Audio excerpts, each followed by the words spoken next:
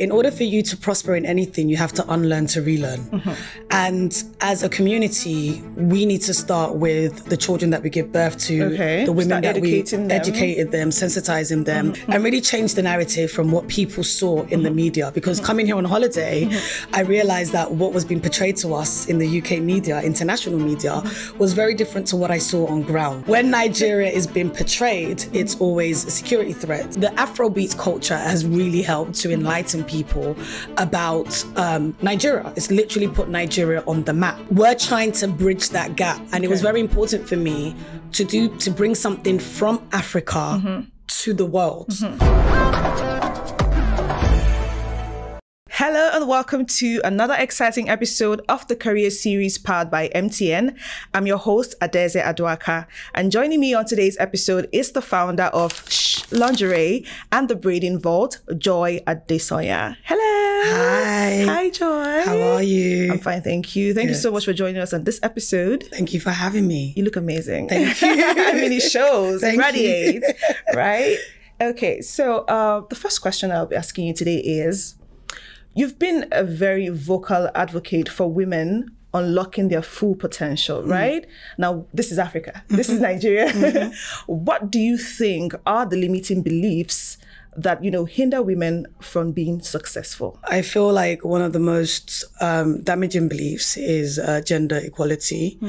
I feel like in Nigeria, it's male dominated, and men from when they are born, male child from when they are born, they are sort of like pampered and pushed to become providers, to become the head of the family, to become successful in whatever field that they decide to take up. But women are sort of given the role of housewives, look after the children, be at home, soft life activated.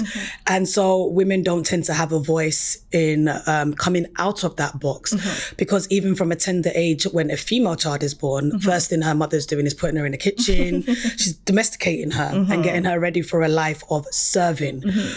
So I believe in Africa, those are the myths that kind of suppress women from coming out from who they are and potentially becoming who they want to be. And then when you have a woman that is successful and she comes out of her shell, it's almost as if it's an attack on the man.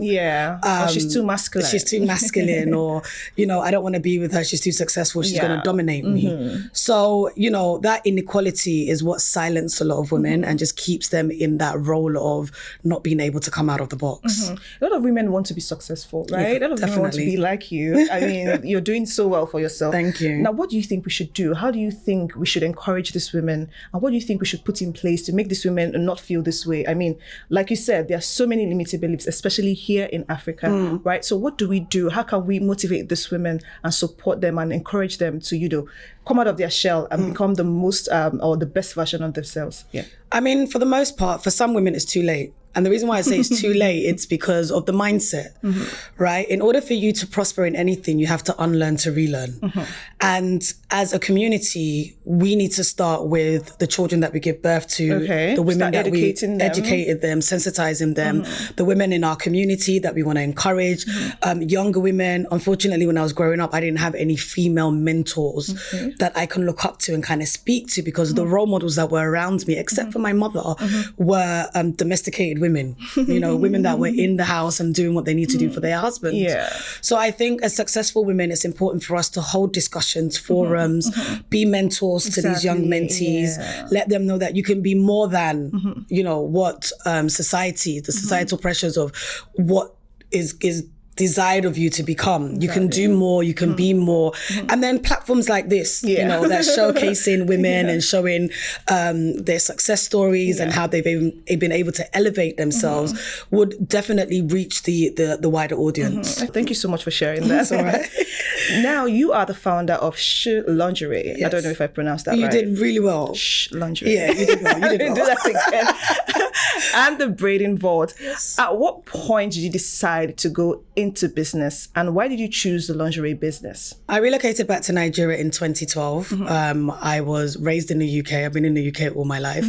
My family, everybody is UK based. And I decided that I wanted to come back home and really change the narrative from what people saw in the media, because coming here here on holiday, I realized that what was being portrayed to us in the UK media, international media, was very different to what I saw on ground. So in what aspect? So when Africa or Nigeria, let's say Nigeria, because I think it's Americans that say Africa, when Nigeria is being portrayed, it's always security threats. Okay. It's always children living in very unbearable, desolate situations.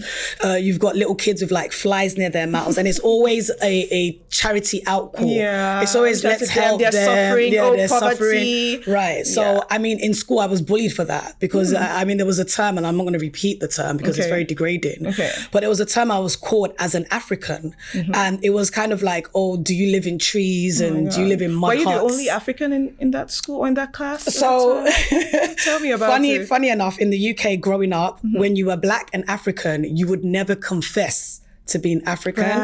You would confess to be Caribbean because Caribbean was the in thing at the time. So my name changed from Tell me. From my native name to what? We remixed it to what? Tell me. So my like one of my names is Yewande. Okay. And so I switched it to Wanda.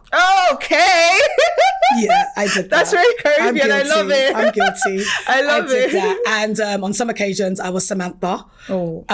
But it was because there was an identity crisis issue. And there was no positive role model in Africa that made us feel like we wanted to identify, which is completely different to what we see now. Like being African, being Nigerian is a trend, right? So for me, coming back to Nigeria, I realized that, okay, I love it here. I love the people here. What can I do to make a difference? I went into corporate. I didn't start off as an entrepreneur. I went into corporate and I worked in various corporate roles. And my last role was with the Nigerian Stock Exchange. Okay. And I've been with them for some years. And then I decided it was time for me to kind of branch out and do my own thing. And they say sometimes, you know, your business comes from your pain. So the pain that I had was finding quality lingerie in Nigeria as a returnee. Okay. It was very difficult for me. Are you a lingerie woman? I am a lingerie love sexy. woman. I do. But, you know, getting older now, I don't really care for it. But growing up, I was that girl that it has to be a matching set because I had the notion, God forbid, there was an accident and, you know, you go to the hospital and they cut you open and they're like, you're wearing 2 different color underwear. No way. Yeah. That was a thought? Yeah, it was like a pet peeve thing for me. Okay. So it has to match. Okay. So for me, diving into that was very easy. But I had to, first of all, study the market. Okay. I needed to know that I wasn't the only one that was going through these issues and these problems of finding quality, you know, underwear and sleepwear and bridal wear and swimwear.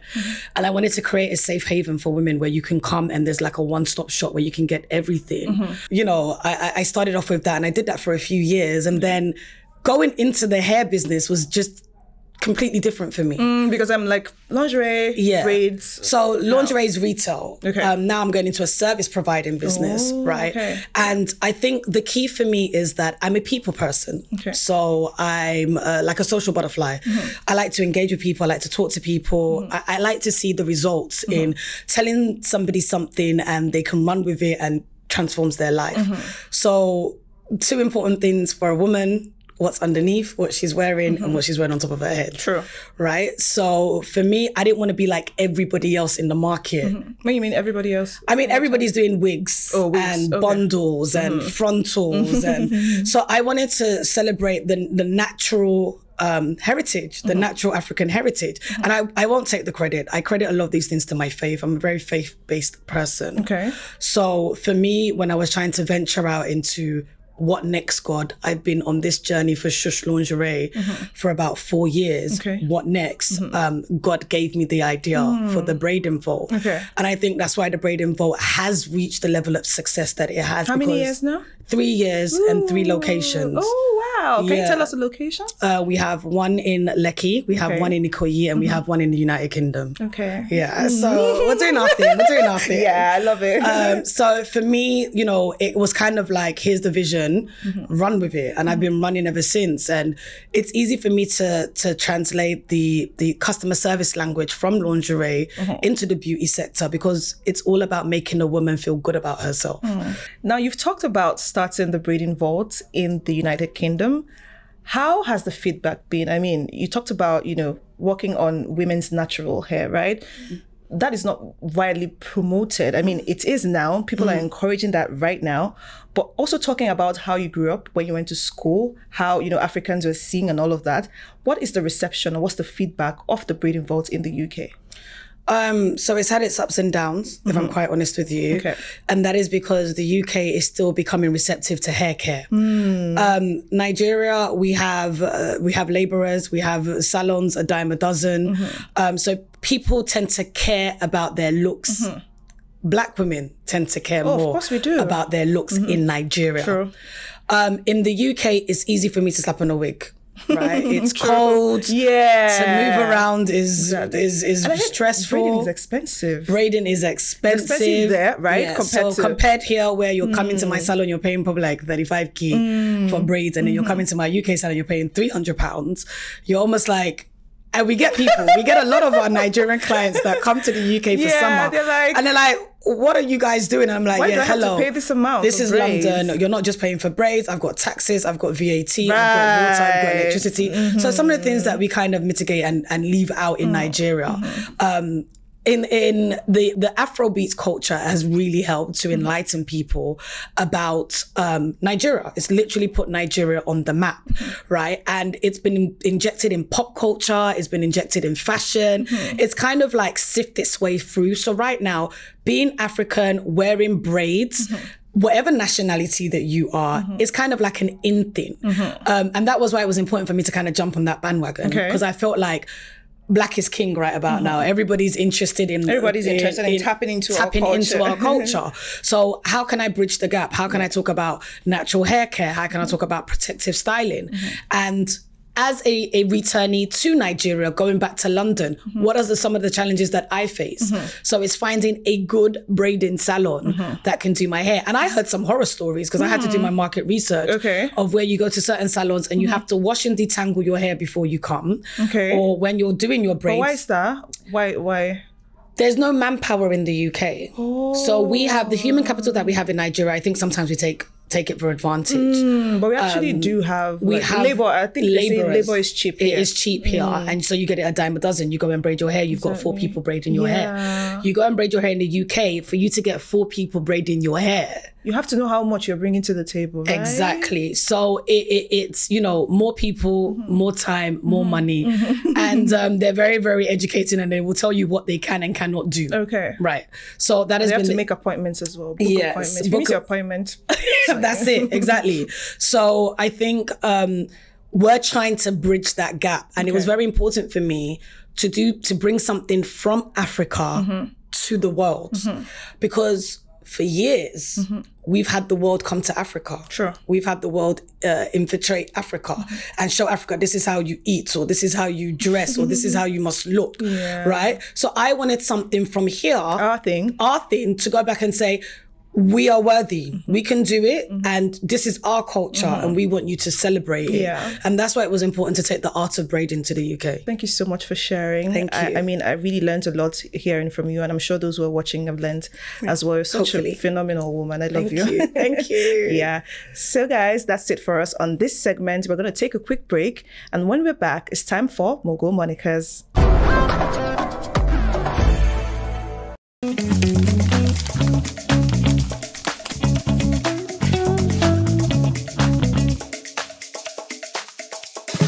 Hey guys, welcome to the Mogul Monica segment. Joy, are you ready? Yeah. Okay, so this is the game segment, right? Okay. It's interesting and fun, right? Yeah. Now, in this segment, I'll get to describe different entrepreneurs. Think football, think CEOs, think musicians, right? I'll describe them, and it's your job to give me their names correctly. Okay. And you have 10 seconds for each question. All right, let's do this. Okay, so pick a number from 1 to 10. 7. Favorite number, yeah. Okay. She is known as the richest Black woman in the world and has been listed among the Forbes world's 100 most powerful women multiple times. No. Allow me land, don't worry. Just 10 seconds. Okay. She's a businesswoman and philanthropist. Richest Black woman. Alakija. Yes. Full name. Follow Rishaw. Chief Madam. Hey! I see what you did there. But yeah, that's correct. Follow Rishaw Lakija. Yay, well done. Okay, so pick another number from 1 to 10. 3. Number 3. Okay. She's a popular female Nigerian screen actress. She rose to fame through a comical movie which was also adapted into a TV series. She recently ran for an office during the 2023 election. Yes, I knew you'd get that one. Well done. Okay. So one last question. Okay. 5. 5. Right. I don't want to ask you this one. It's too easy. But let me give it to you. You chose it, so it's fine. He is a Nigerian and global music star, popularly known with the tag, "We rise by lifting others." No way. David O. David O! I was looking at you like, no. Lord, I should know that because I love him. I know, right? So yeah, David O. Well done. Well Thank you. Thank you very much. That was fun.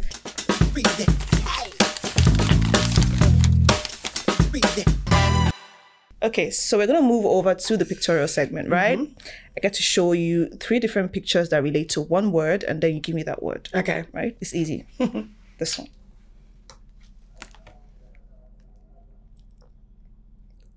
Am I naming the person or am I... Just give me one word, whatever it is that comes to your head. Literacy. A name. Give me a name. Wale Soyinka. Okay, yay! Well done. Thank you. That was correct. Okay, so this one.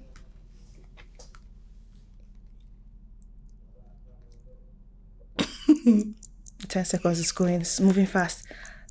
Should I give you a hint? Yes, please. Doo-doom. Netflix. I had to do that. That was so difficult. Correct. No, it wasn't. Like No, it wasn't. Okay, if I give you that logo, you already know the answer. Yeah, very Come true. on. Yeah. True. Okay, so. Thank you. Thank you. Thank you. Okay. Okay, so the last one. Right. Yeah. Last one. Yeah. Music. Michael Jackson. Michael Jackson. Yay! Easy. Let me clap for you. Thank you very much. Well done. Thank that was you. interesting. Did you have fun? I did. This was like lovely. it? Thank you for having me on. Thank you so much for joining us on this episode. Thank you. Do have a lovely day. Same to you. All right, guys, that's it for us on this segment of the MTN Career Series. And when we come back, it's time for our trivia games. Hey guys, welcome to the Trivia Games segment. And on to today's trivia question. What communication platform was created by Jack Dorsey and launched in 2006? Get the answer correctly and you'll be winning an amazing prize courtesy MTN. We have come to the end of yet another exciting episode of the Career Series powered by MTN. Don't forget to subscribe to our YouTube channel at MTN NG, and don't also forget to follow us on all our social media platforms at MTN NG. I remain your host, Adesanya Aduaka, and until the next episode, do have a lovely time. Bye.